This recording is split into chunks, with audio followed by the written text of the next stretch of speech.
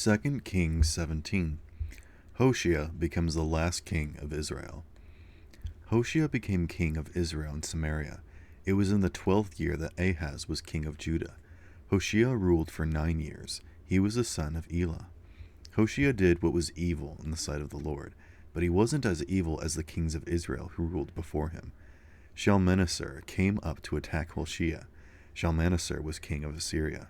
He had been Hoshea's master. He had forced Hoshea to bring him gifts, but the king of Assyria found out that Hoshea had turned against him.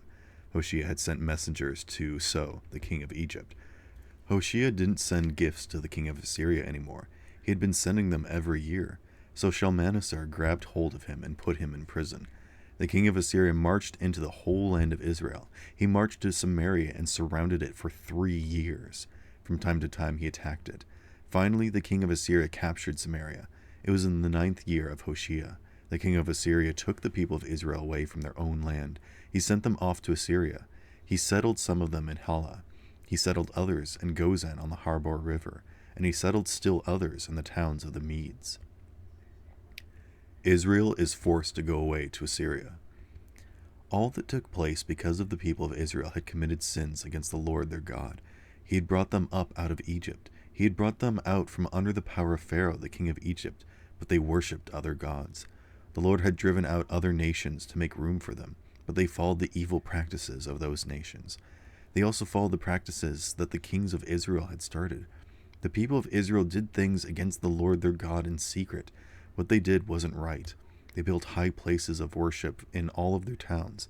They built them at lookout towers. They also built them at the cities that had high walls around them. They set up sacred stones, and they set up poles that were used to worship the goddess Asherah. They did that on every high hill and under every green tree. The Lord had driven out nations to make room for Israel, but the people of Israel burned incense at every high place, just as those nations had done. The Israelites did evil things that made the Lord very angry. They worshipped statues of gods. They did it even though the Lord had said, "Do not do that." The Lord warned Israel and Judah through all of his prophets and seers. He said, "Turn from your evil ways. Keep my commands and rules. Obey every part of my law. I commanded your people who lived long ago to obey it, and I gave it to you through my servants, the prophets." But the people wouldn't listen. They were as stubborn as their people of long ago had been.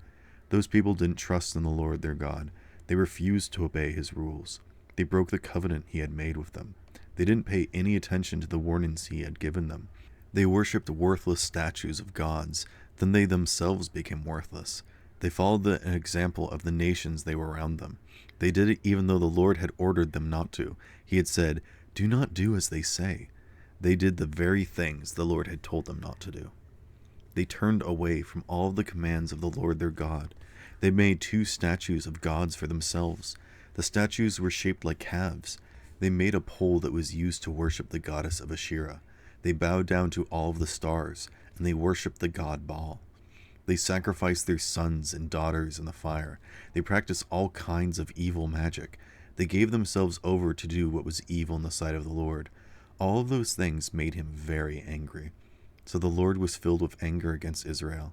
He removed them from his land. Only the tribe of Judah was left, and even Judah didn't obey the commands of the Lord their God. They followed the practices Israel had started.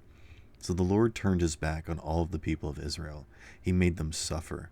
He handed them over to people who stole everything they had, and finally he threw them out of his land. He tore Israel away from the royal house of David. The people of Israel made Jeroboam, the son of Nebat, their king. Jeroboam tried to get Israel to stop following the Lord. He caused them to commit a terrible sin. The people of Israel were stubborn. They continued to commit all of the sins Jeroboam had committed. They didn't turn away from them. So the Lord removed them from his land. That's what he had warned them that he would do. He had given them that warning through all of his servants, the prophets. So the people of Israel were taken away from their country. They were forced to go to Assyria, and that's where they still are. Assyria brings other people to Samaria. The king of Assyria brought people from Babylon.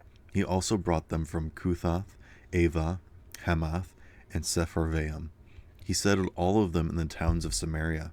They took the place of the people of Israel. They took over Samaria and lived in its towns.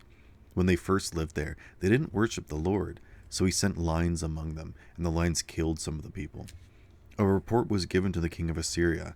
He was told, "You force people to leave their own homes. You settled them in the towns of Samaria, but they don't know what the God of that country requires. So he has sent lions among them, and the lions are killing the people off.